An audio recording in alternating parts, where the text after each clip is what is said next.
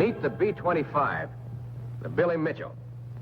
She's built for low-level, torpedo, and long-range level bombing. From now on, she's your ship. You'll want to know her like the back of your hand. So grab a chute pack and we'll try her out. A good pilot begins every flight with a thorough visual inspection. We'll do the same. Make sure your nose gear locking pin is engaged, with cap on. Otherwise, a shimmy will develop when you taxi. Check your shock struts for pressure and your tires for proper inflation, according to your load. Are your wheel chocks in place? The control surfaces, the body of the airplane, the nacelles, and the wing. Examine them all for evidence of gasoline or oil leakage. Never enter your plane without checking the front fuel cell, rear fuel cell, and auxiliary fuel cell on each wing. Make sure you have at least 21 gallons of oil in each oil reservoir. Replace the gasoline filler cap with care, making sure the handle folds to the rear to prevent slipstream from working the cap loose during flight. All these and many other items should have been checked for you, but play safe. Look for trouble yourself. As you enter the hatch, check the air bottle for your emergency brakes. It must be charged to between 550 and 600 pounds pressure. See that all 3 escape hatches are unlocked, so that in an emergency, someone can get to you from outside.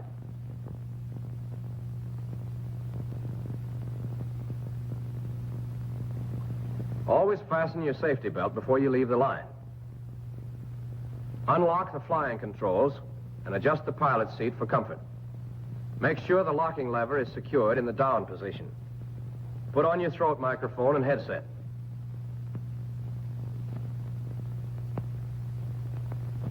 Check the ignition switches off and set your parking brakes. If your plane has been inactive for more than 15 minutes, have your props pulled through 10 or 12 blades before you start the engines. This is highly important. Oil may have drained into the lower cylinders. Next, connect the external battery supply, if one is available, so you won't run down the airplane's batteries. Now start a methodical tour of your instruments. First, turn on the fuel emergency shutoff valves. Then the generator and active inverter switches. Open cowl flaps. Close oil shutters. Move mixture control into full rich position. Open your throttles 1/2 inch to give about 1,000 RPM and lock the automatic pilot off. Turn on battery disconnect switches. Next, switch on your ignition and fuel booster pumps. A good pilot always starts his right engine first. Energize the starter, then prime 5 to 7 shots at 1 second each if the engine is cold, or 1 to 3 shots if the engine is hot. Now, after you've warned the ground crew and made sure someone is standing by with a fire extinguisher, mesh the starter until the engine starts. However, don't hold the starter engaged for long periods. You'll burn out your booster coils. Oil pressure should rise to 40 pounds within 30 seconds after the engine takes hold. If it doesn't, cut the engine and investigate. If it does, start your left engine the same way you did your right. There's an alternate method of starting, which many pilots prefer. You can engage the starter and prime as necessary while the engine is turning over. Idle and warm up your engines at 1,000 to 1,200 RPM. They are not warmed up to a safe point for takeoff until cylinder head temperature registers 150 degrees and oil temperature 40 degrees, at which time the oil cooler shutters may be opened. Next, both pilot and co-pilot go through the checklist, item by item. Nose gear locking pin, checked, okay. Automatic pilot, locked off. Now check your flying controls for free and proper movement and make sure the controls respond. The co-pilot looks out to watch the movement of rudders, elevators, and ailerons. The checklist continues. De-icer control, off. Pilot hatch, closed and locked. Lower turret, retracted. All hatches closed. It's time now to check your fuel levels.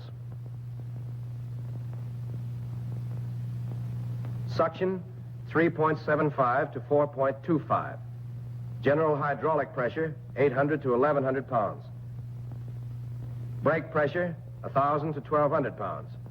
Fuel booster pumps, both on. Fuel pressure, 6 to 7 pounds.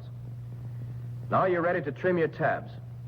Trim elevators from 0 to 1/4 degree tail heavy, depending on the center of gravity position. Ailerons 0 and rudder 0. Propeller, full increase RPM. Check mixture at full rich position and lock snug. Lock your supercharger in low. Open the oil cooler shutters. Carburetor air, normal, unless icing conditions prevail. Wing flaps come down 15 degrees for normal takeoff. Control neutral. Cowl flaps open. Controls neutral. Emergency brake control, safety. Emergency hydraulic selector valve, normal. Fuel emergency shutoff valves, on. Set your cockpit and compartment heaters off. They're the combustible type, unsafe to use during takeoff. See that your static pressure selector handle is set at normal and your gyro instruments uncaged. While you're on the ground, never release the landing gear safety lock or throw the safety latch.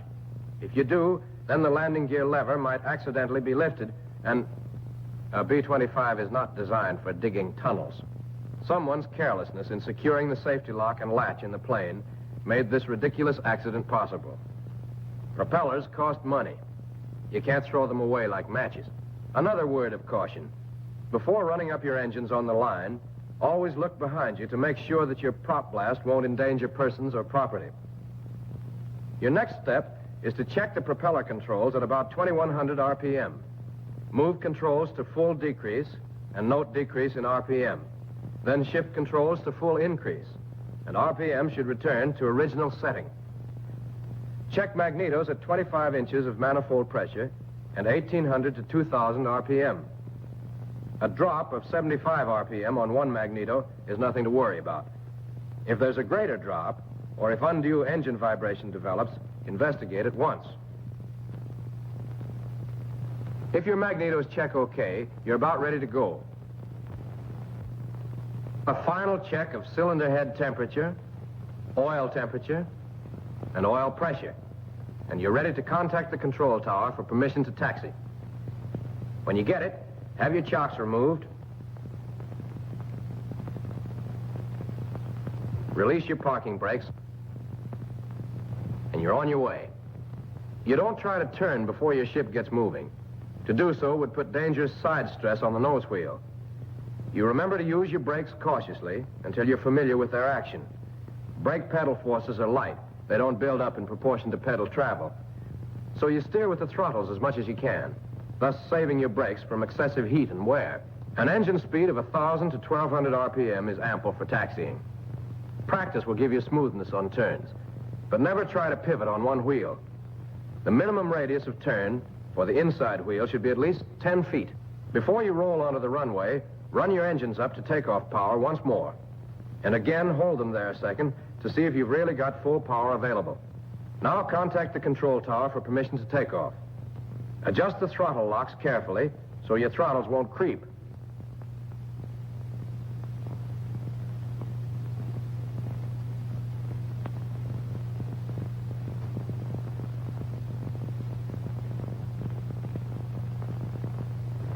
Don't forget to steer with those throttles for the early part of your run, till you have speed enough to give rudder control. And remember the relation of gross weight to flying speed. If you're carrying a light to moderate load, the pull-off can be made at an indicated airspeed of 100 to 105 miles per hour. But if you have a medium-heavy or heavy load, your pull-off speed should be between 115 and 120 miles per hour. So much for normal flight. But let's see what the B-25 will do under simulated emergency conditions. For example, here we have an obstacle clearance takeoff from a short field. On a takeoff of this kind, you first taxi to the end of the runway as far as possible and lower your flaps to 30 degrees.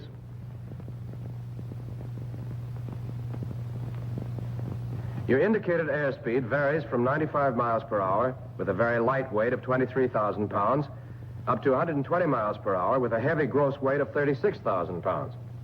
Corresponding speeds for the climb are 106 miles per hour for the lightweight and 136 miles per hour for the heavyweight.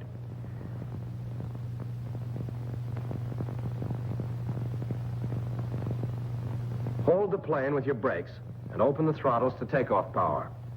When you're sure you have it, release your brakes quickly and you shoot away like a rocket. You're loaded right now to about 26,000 pounds gross weight. So keep an eye on that airspeed indicator, and when it reaches 102 miles per hour, pull firmly back on the stick and climb your plane at about 115 miles per hour. Remember, this is not the airspeed for the best rate of climb. It's correct for the best angle of climb over an obstacle.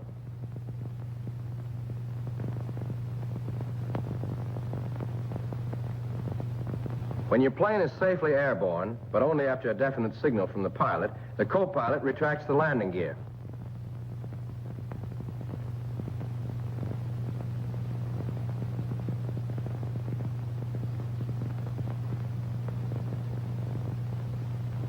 Now your cowl flaps may be closed, if cylinder head temperatures can be held within normal range. Before beginning to climb, it's smart to keep your nose down until a safe single-engine flying speed of about 140 miles per hour is reached. Meanwhile, the pilot reduces manifold pressure to 38 inches, and the co-pilot reduces RPM to 2,400. As you rise above 800 feet, retract your wing flaps. Bring them up gradually. That way you won't settle or lose altitude. Then return flap controls to neutral. While you're climbing, the co-pilot checks all engine instruments to see that indications are normal. If your mission is one requiring endurance, you have a choice of 3 cruising conditions. Maximum cruise, using 29.5 to 31.5 inches of manifold pressure at 2,100 RPM, in low blower and full rich up to 13,000 feet. Desired cruise, using 27 inches of manifold pressure at 2,000 RPM in low blower and full rich up to 16,000 feet.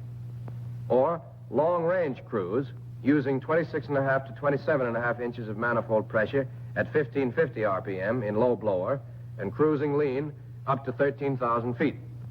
However, if speed is essential at higher altitudes than 11,000 feet, you'll have to shift into high blower.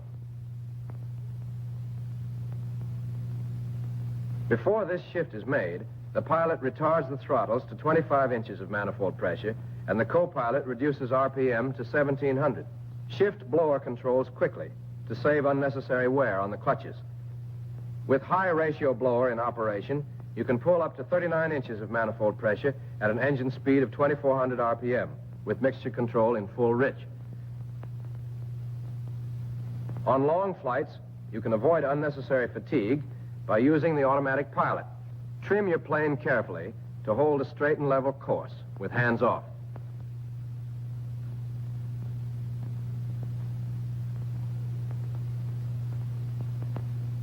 Follow usual procedure in uncaging and adjusting the directional gyro, bank and climb gyro, and trim knobs.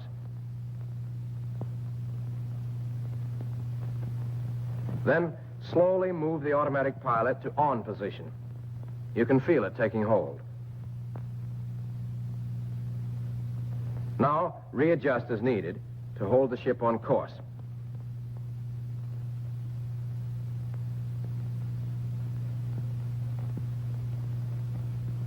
So long as we're at a safe altitude, we might as well investigate the stalling characteristics of the B-25. At normal gross weight, with a clean wing and gear retracted, the Mitchell stalls at about 101 miles per hour indicated. But with wheels and flaps down, as seen here, she stalls at close to 80 miles per hour. You develop a slight buffeting, and there she goes.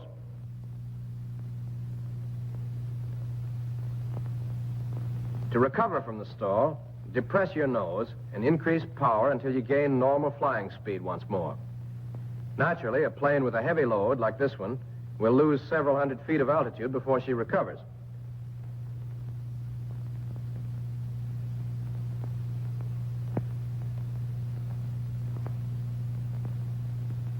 When it comes to dive bombing, you can count on your Mitchell to the last notch.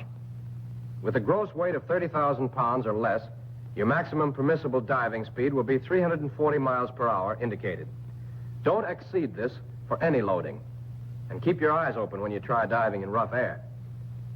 The B-25 pulls out nicely, but keep your control forces at a minimum so you can make a smooth, easy recovery without putting too much stress on the ship. If an engine cuts out on you, don't forget your minimum speed for control. Using only one engine at rated power, it's 140 miles per hour indicated.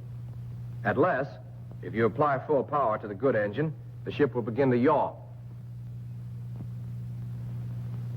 Instead, put the nose down to maintain required flying speed and adjust your rudder trim tab to balance the loss of engine thrust. The tab has ample power for this purpose. Meanwhile, feather the prop on the dead engine to prevent windmilling, and be sure to close cowl flaps so cooling is gradual. Dead engine high, and don't try any violent maneuvers. Keep a weather eye on the cylinder head temperature of your good engine, and if you need to, adjust the cowl flaps to keep within maximum permissible limits. Don't be afraid to tackle a single engine landing if it's necessary. Just keep cool and use your head. It's smart to make a high approach, reducing power all the way, rather than to start an approach from a distance and drag in over the treetops. Don't fail to go through that checklist with great care now. When your airspeed has fallen below 170 miles per hour, indicated, on approach, put down your landing gear. Hold your airspeed above 140 miles per hour. Govern your good engine at 2,400 RPM constant. So if you can't land this time, you'll be sure to have power enough to go around. Remember that all planes lose efficiency under landing conditions. This is especially true if you're flying on one engine. Don't use full flaps until you're positive you can land this time. As you make your final approach, keep retrimming so you won't have to worry about a lot of changes at the last minute. If you keep your speed above 140 miles per hour, you can always pull up your landing gear and go around. When you know the landing's in the bag, close your throttles, brake your glide, and set her down.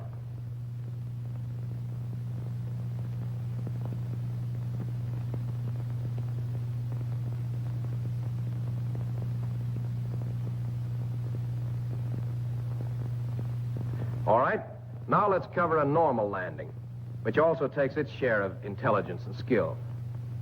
You follow your landing checklist, item by item. Automatic pilot, off. De-icer control, off. Lower gun turret and radio trailing antenna, retracted. Fuel levels for both engines, checked. General hydraulic pressure, 800 to 1,100 pounds. Brake pressure, 1,000 to 1,200 pounds. Fuel booster pumps, on. Prop, steady at 2,100 RPM. Mixture, full rich. Supercharger, locked in low. Oil cooler shutters open, cowl flaps closed, and controls neutral. Landing gear extended, but not until airspeed drops below 170.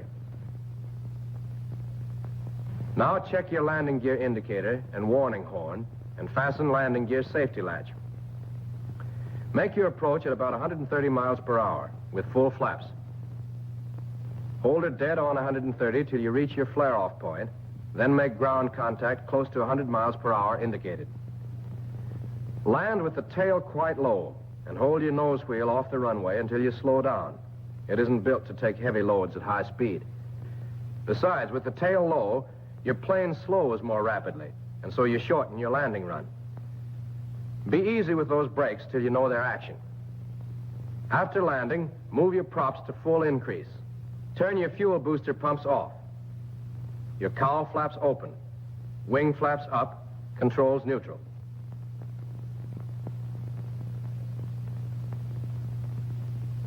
Gyro instruments caged. As you return to the line, taxi at 1,000 to 1,200 RPM.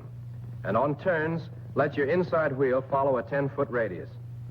Always park with your nose wheel straight and follow prescribed routine for stopping your engine. Idle the engines at 1,000 RPM until cylinder head temperatures drop below 190 degrees. Then run them at 1,500 to 1,600 RPM for 5 seconds. And move mixture control to idle cutoff. At the same time, open your throttles.